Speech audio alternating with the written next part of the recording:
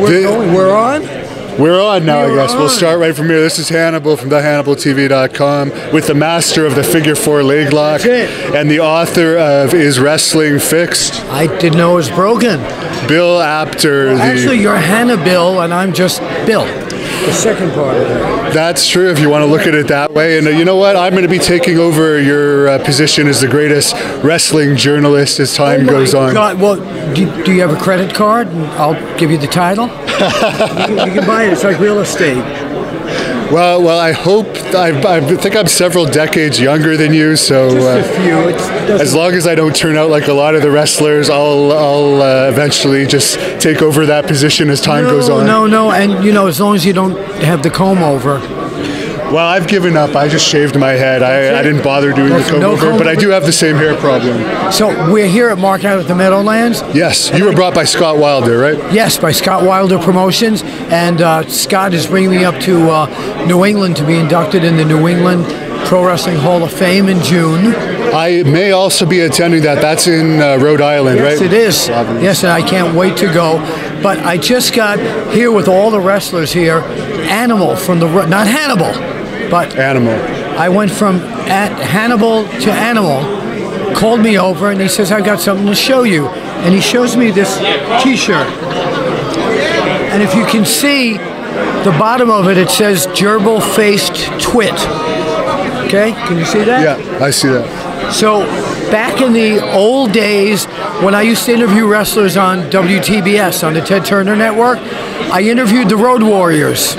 And Hawk looked at me when I said something he didn't like, and he said, "Apter, you gerbil-faced twit." Ah! And I was the only guy they ever called that. They just made a T-shirt. Very interesting. Yeah, so that's worth a lot of money. It's a custom T-shirt. I guess so, but no, they're selling these, of course. Okay. But I was the gerbil-faced twit. You were the original. I was. Were they intimidating back in the day? Because they were a scary group. They really were. We did, in the magazines, we did all that horror lighting on them, the photos we shot. I remember one time in Georgia, Craig Peters, who was one of our editors, lay down on the ground with a light looking up as I shot those pictures. We used them forever in the magazine. But yeah, two great guys, but very scary in their persona. They looked like they were really beating people up. I remember the best part of going shopping with my parents when I was at the grocery store when I was a kid was going to the magazine stand and reading your magazine. That was you. Wow. They know. I wonder what kids do these days when they're dragged to the shopping trips because there's no more magazines. Oh no, they do this. If they have parents rich enough to buy them a cell phone. Oh, come on. I see homeless people asking for money in Manhattan with cell phones. So, how have you lived around here dealing with the traffic, by the way? Because it is horrible. Well, we moved from New York to the suburbs of Philadelphia 30 years ago. I'm still a New Yorker. I love Philadelphia, but I'm still a New Yorker. But driving in Manhattan, to me, is a video game. I love it. It's never intimidated me. Really? Well, we were stuck in traffic quite a bit over the past few days. I was a little bit enraged, but we didn't crash, so I was happy about that. That's good. I'm glad to see that you got here with no crashing. What's your favorite impression to do of all the wrestler impressions? Baby, that would be the American Dream, Dusty Rhodes. You see all my little babies, my black babies, yellow babies, my Chinese babies, my Jewish babies, my Indian babies, booking down Broadway with superstar Billy Graham and the American Dream, Dusty Rhodes, if you will. How was he for pictures? Because you mentioned to me before some wrestlers were really good. He was great. Dusty loved publicity. He was a publicity machine for himself. So he was really good. The other impression that people always ask me for, and I got really scared because I started understanding his interviews, was Superfly Jimmy Snuka. I'll be Snuka. Ask me a question. Jimmy Superfly Snuka, you have a cage match tonight. We saw you the other week jump off the cage and splash Morocco. Is this something we could see again tonight here at the Garden? You know something, brother? In the TV Wonderland, when you go to the mountain and you look around, brother, it's just beautiful. That's it. And I started understanding him. Well, I hope you don't start adapting I don't want to call it a skirt, but whatever it was he wore around his. Well, that was. It suits the Samoans, but not us. Well, see, I'm a Samoan too. You see, if you look at the back of the jacket here.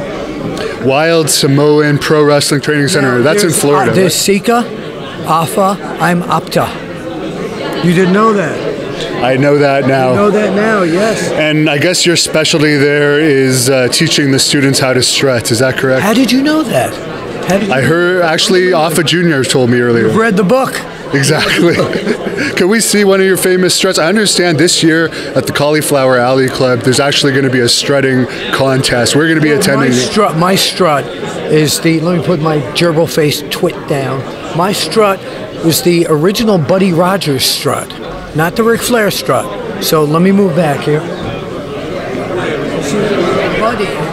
Buddy is the brain, so Buddy strut like this, so you'll have to move the mic. So,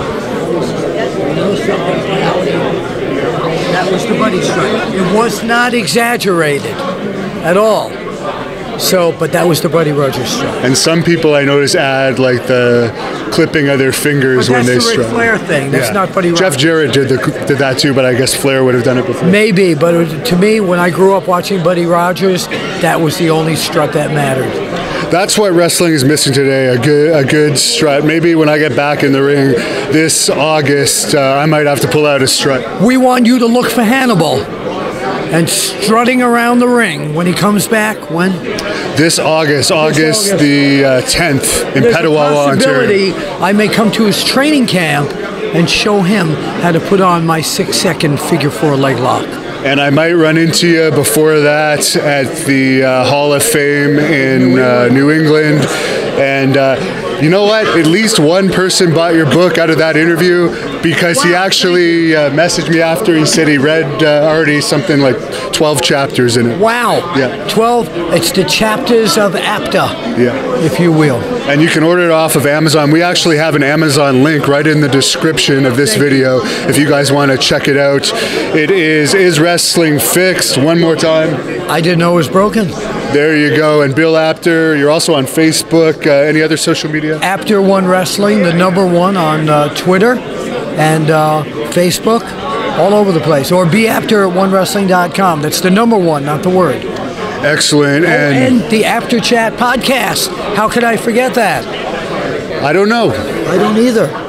You finished telling us in that Skype interview that all about the old interviews that you post in those Apter chats, which is my favorite part. And if anyone liked this interview, check out our Skype interview from last week. It was pretty good too. We got 1 million views on that thing. It's climbing. It's climbing. Well, with each video, you're getting more popular. Fans thank you. I appreciate it. Getting to know you. The younger fans that may not have been around for the magazine days or may not be from this area, they're from Canada. We follow a little bit different. Ed Whalen was the big announcer. I remember Ed Whalen very well. So to close this off, I remember Abraham Lincoln. So no, he was actually my favorite president because he was also a wrestler. That's true, but I still have a bad back at getting out of covered wagons. That's how old people think I am. I actually saw horse-drawn carriages in New York City yesterday. I can't believe that. They cost about $35 for 30 minutes. Yeah. Wow. Yeah. It's still Do you want to close this off as Hulk Hogan for us? Well, you know something, brothers. All the maniacs are going to say like Bill Apter does, "We'll see you at the matches, man."